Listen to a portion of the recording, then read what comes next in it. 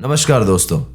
आज की कहानी हमारे साथ शेयर की है हमारे ही एक सब्सक्राइबर अबू भाई ने, और ये किस्सा उनकी वाइफ के साथ एक आप बीती घटना है।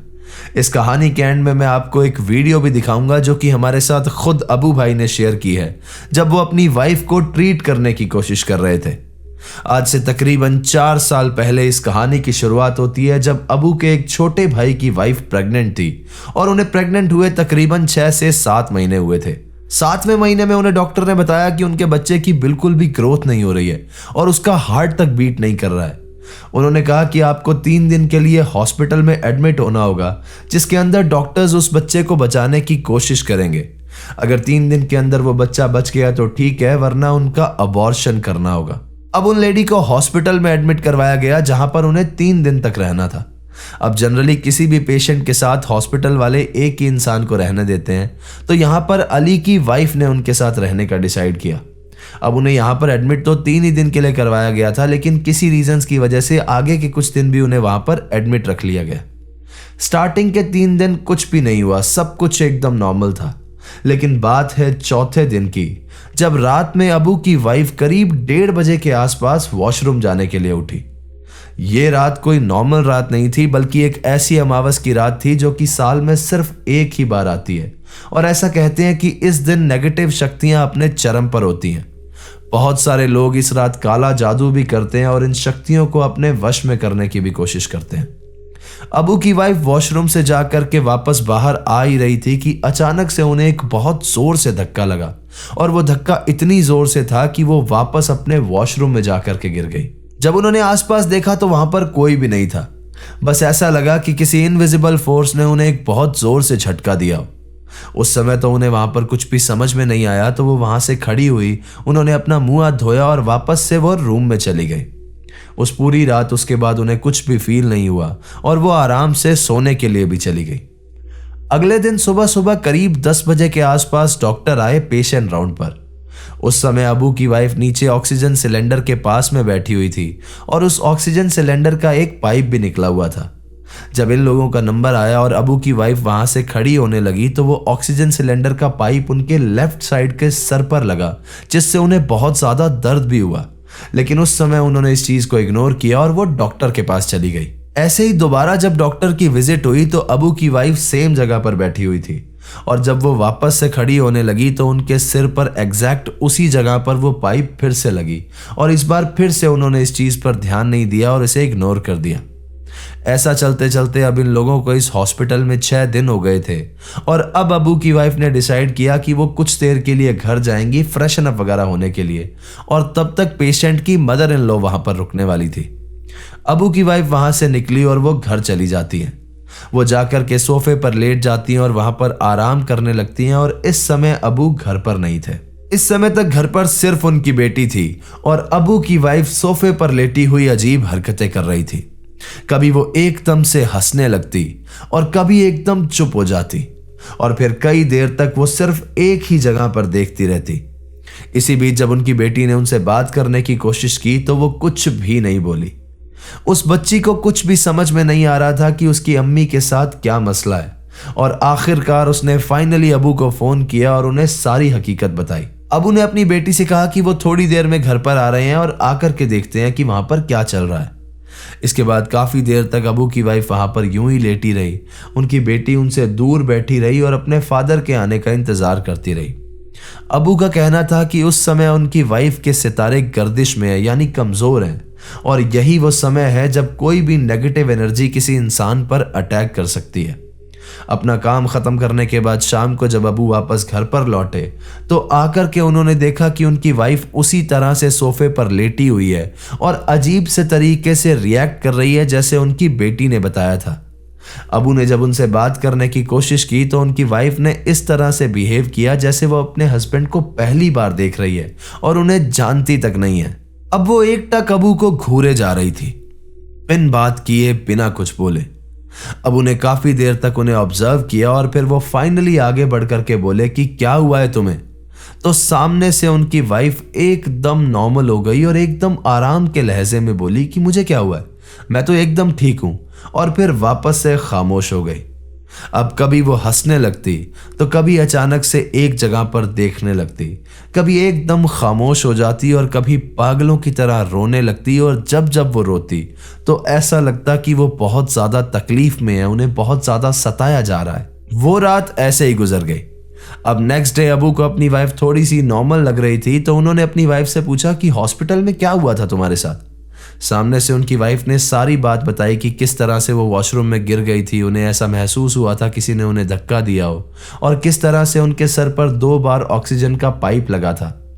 अब उन्हें अपनी वाइफ का सर चेक किया तो हकीकत में वहां पर पाइप की चोट थी, तो उन्हें लगा कि शायद इतनी ज्यादा चोट लगने की वजह से इन्हें कोई शॉक लग गया है और उसी वजह से वो ऐसा रिएक्ट कर रही है। इसके बाद अबू अपनी वाइफ को एक प्राइवेट हॉस्पिटल ले गए और वहां जाकर के डॉक्टर्स ने कुछ टेस्ट लिखे।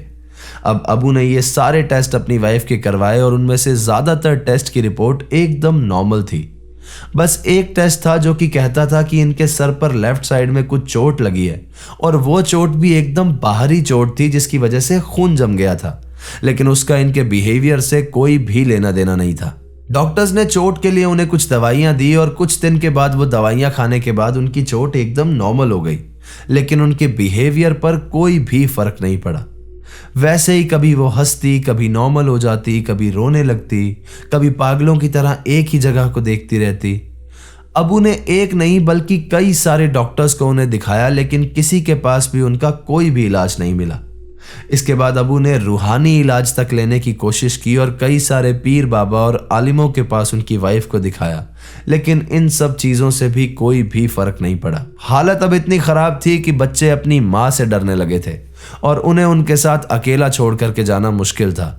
अबू सुबह सुबह जब काम पर जाते थे तो अपनी वाइफ और बच्चों को अपनी बहन के घर छोड़ करके जाते थे, ताकि वहां पर कोई ख्याल रखने के लिए हो और बच्चे बहुत ज्यादा डरे नहीं। शाम को जब वो अपने काम से वापस आते तो अपनी वाइफ और बच्चों को वापस घर ले आते थे। इसी बीच अबू की सासू माँ ने उनको फोन किया और उनसे बोला कि उन्हें गांव लेकर के आ जाएं, या फिर एटलीस्ट सिर्फ उन्हें गांव छोड़ करके चले जाएं, क्योंकि यहाँ पर एक बाबा हैं जिन पर उन्हें पूरा भरोसा है और उन्हें लगता था कि वो उनका इलाज कर सकते हैं। अबू अपनी वाइफ को लेकर के उस गांव में गए और वहां जाकर के उन बाबा से मिले भी। इन बाबा ने 15 मिनट तक उनकी वाइफ का इलाज किया और इन 15 मिनट के उन्होंने उनसे 2500 रुपए लिए, और इसके बाद कुछ समय तक के लिए उनकी वाइफ ठीक भी हो गई। इसके कुछ दिन बाद अबू वापस से शहर आ गए, क्योंकि उन्हें यहाँ पर कुछ काम था और सिचुएशन थोड़ी सी नॉर्मल लग रही थी, और वैसे भी उनकी वाइफ का ख्याल रखने के लिए गांव में बहुत सारे लोग थे, तो उन्होंने इस चीज को नॉर्मली लिया। ऐसे ही कुछ दिन गुजरे। एक दिन की बात है जब अबू की सास ने चिकन मंगवाया था और डिसाइड किया था कि आज चिकन ही बनेगा, तो उन्होंने कच्चा गोश्त मंगवा करके किचन में रखा हुआ था। इसकी थोड़ी देर के बाद अबू की वाइफ किचन में गई और उस गोश्त के पैकेट को खोल करके कच्चा गोश्त ही चबाने लगी। अब जैसे ही उनकी माँ किचन में गई तो वो अपनी बेटी को देख करके दंग रह गई। उन्होंने बहुत गुस्से से उस पर चिल्लाया कि तू पागल हो गई है क्या? ये चिकन तेरे लिए ही तो मंगवाया है, इसे पक जाने दे फिर खा लेना, कच्चा क्यों खा रही है? ये सब बातें कहने के बाद भी उनकी बेटी एक बात भी नहीं सुन रही थी और वो पैकेट से कच्चा मांस निकाल करके खाए जा रही थी। इसके बाद उनकी मां को यहां पर और गुस्सा आया और उन्होंने जाकर के अपनी बेटी को एक जोर का थप्पड़ मार दिया ताकि वो होश में आए और ये हरकतें बंद करे। लेकिन यहां पर उनकी बेटी ने सामने से उन्हें एक बहुत जोर से धक्का दिया, जिससे वो नीचे गिरने ही वाली थी, लेकिन उनकी छोटी बहन ने उसे वहां पर संभाल लिया। अब अबू की वाइफ यहां पर जोर जोर से चिल्लाने लगी कि जो भी मेरे रास्ते में आएगा मैं उसे जान से मार दूंगी। उसकी मां यहां पर बहुत ज्यादा परेशान हुई और गुस्से में घर से बाहर निकल गई। अबू की वाइफ अपनी मां के पीछे पीछे गई और घर से बाहर जाकर के उनकी साड़ी पकड़ करके खींचने लगी। उनकी मां यहां पर समझ गई थी कि ये उनकी बेटी नहीं है जो ये सब कर रही है, ये वो जिन है जो कि बाबा ने बताया था कि उनकी बेटी के अंदर है। उन्होंने गुस्से से उस जिन को कहा कि ठीक है, तू कर ले, तुझे जो भी करना है, एक बार मेरे दामाद को आने दे, फिर मैं देखती हूं तू क्या करता है। यहां पर उसके अंदर बैठे जिन ने सामने से कहा कि तेरा दामाद आएगा तो मैं भी देखता हूं क्या करता है। वो आएगा तो उल्टे पैर यहां से वापस चला जाएगा, क्योंकि मैं उसे कुछ भी नहीं कहूंगा, बल्कि मैं तेरी बेटी को और ज्यादा टॉर्चर करने लगूंगा। इसी बहस के बीच अचानक से अबू की वाइफ अपने कंट्रोल से बाहर हो गई और उसने अपनी मां का गला दबाना शुरू किया। उसने इतनी जोर से उनका गला दबाया कि वो बहुत जोर से चिल्ला उठी, जिससे आसपास के लोग भी इकट्ठा हो गए। किसी तरह से उन लोगों ने इन्हें छुड़वाया और अबू की वाइफ को वो लोग अंदर ले गए, जहां पर जाकर के वो बेहोश हो गई। इस इंसिडेंट के जस्ट बाद अबू की सास ने उन्हें कॉल किया और सारा कुछ बताया और उनसे कहा कि वापस गांव आ जाएं। अबू वापस गांव आए और फिर से उसी बाबा के पास अपनी वाइफ को लेकर के गए जिससे पहले इलाज हुआ था। उस बाबा ने यहां जाने के बाद फिर से उनसे कुछ पैसे लिए और उनका इलाज किया और फिर हकीकत में कुछ दिन के लिए उनकी वाइफ नॉर्मल भी हो गई।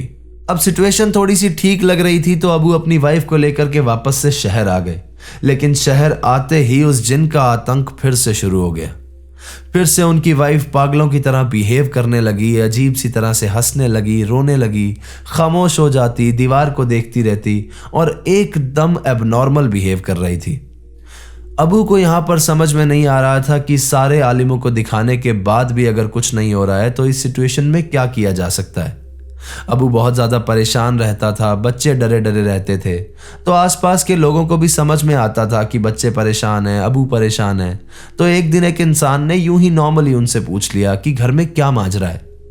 यहाँ पर अबू ने उन्हें सारी बात बताई और सिचुएशन समझाई कि उनकी वाइफ के साथ ये सब कुछ चल रहा है। तो उस आदमी ने बताया कि पास ही के मस्जिद के इमाम साहब हैं, वो शायद तुम्हारी वाइफ के लिए दुआ पढ़ सकते हैं या फिर उनका इलाज कर सकते हैं। अब उस दिन अबू को कोई बहुत ही ज्यादा जरूरी काम से बाहर जाना था, तो उन्होंने अपनी वाइफ की बहन यानी साली और साडू के साथ उनको इमाम साहब के पास भेजा।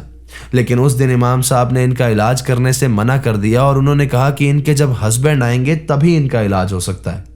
अगले दिन अबू ने अपने काम से छुट्टी ली और अपनी वाइफ को लेकर के इमाम साहब के पास पहुंचे।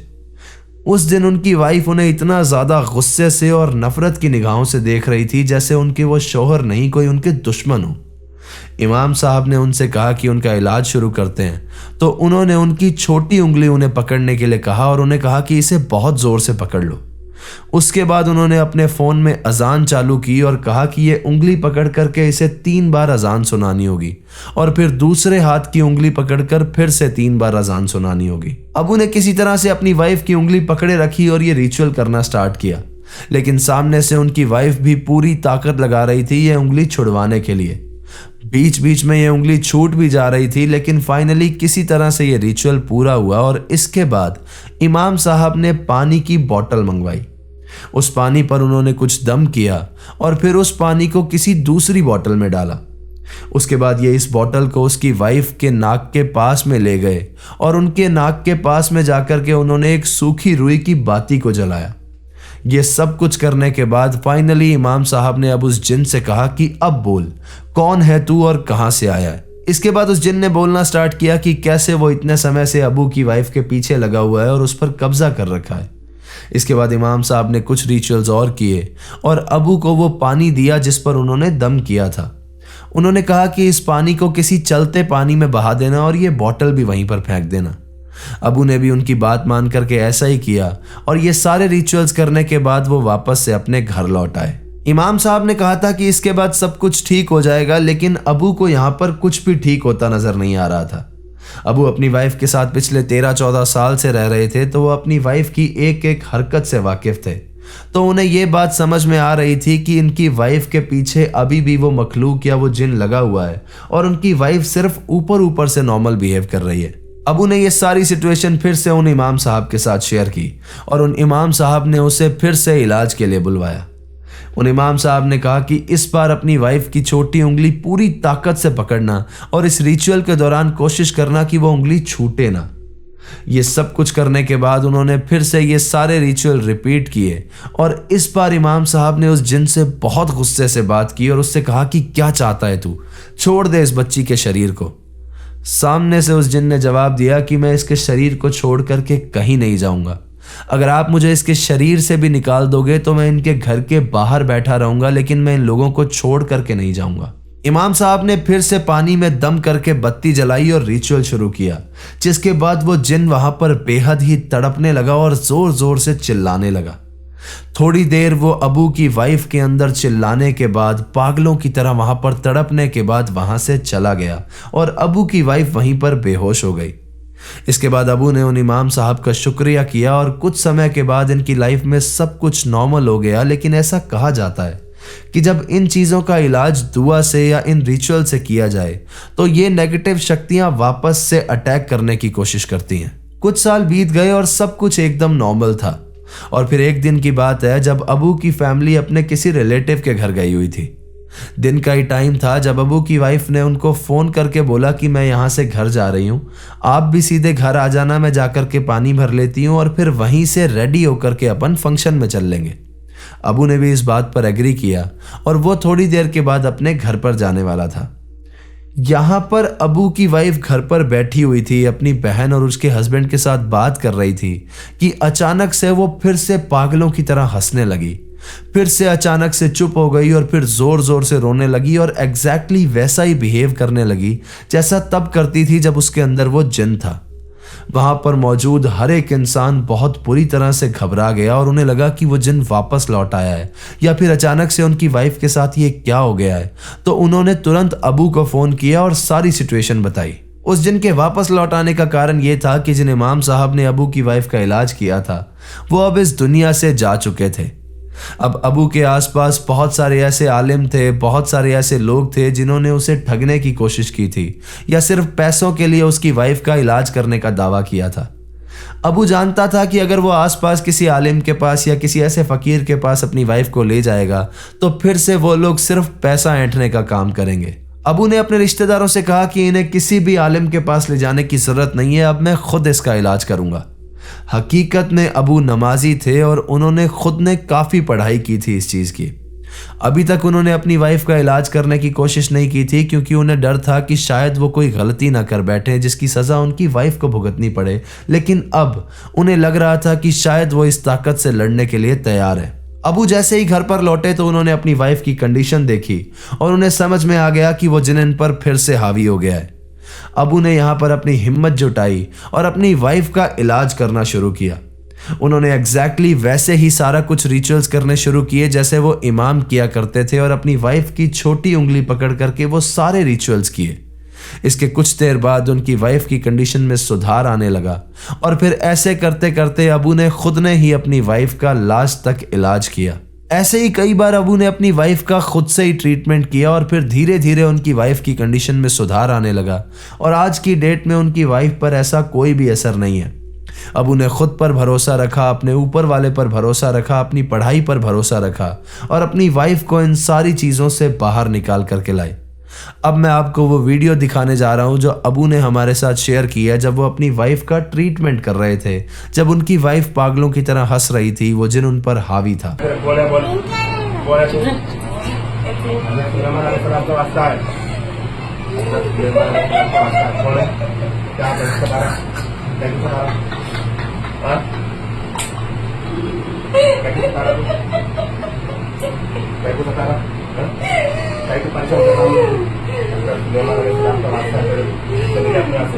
अगर खुलेगा तो तेरे परेशान करना हमारे पूजा का ना कैसे क्या आएगा हमारे पास पीछे कुछ काम करे कहीं तो हमारे पीछे पड़ा हुआ है कैसे पड़े हुआ है तू कैसे पड़े हुआ है कैसे पड़े हुआ है अल्लाह अकबर अल्लाह अकबर अल्लाह अकबर अल्लाह अकबर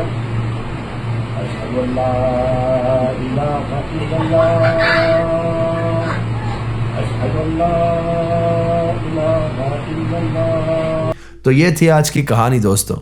कहानी आपको कैसे लगी मुझे कमेंट करके ज़रूर बताइएगा और अगर आपको वीडियो पसंद आई है तो इसे लाइक कर दें, हाइप कर दें और अपने कमज़ोर दिल वाले दोस्तों के साथ शेयर कर दें। चैनल अभी तक सब्सक्राइब नहीं किया है तो इसे सब्सक्राइब कर लो, वहाँ पर एक बेल आइकन होगा उसे प्रेस कर देना ताकि आगे आने वाले समय में मैं जो रियल लाइफ इंसिडेंट्स पर कहानियाँ लेकर के आऊँगा वो सबसे पहले आप तक पहुँचती रहें। अगर आपके पास भी ऐसी कोई कहानी है जो किसी सच्ची घटना पर आधारित है तो नीचे दिए गए जीमेल एड्रेस और इंस्टा आईडी पर आप उसे हमारे साथ शेयर कर सकते हैं। तो चलिए दोस्तों, अपना ख्याल रखिए, खुश रहिए, हंसते खेलते रहिए। मिलते हैं अगली बार ऐसे ही किसी खौफनाक कहानी के साथ। सायोनारा, हर हर महादेव।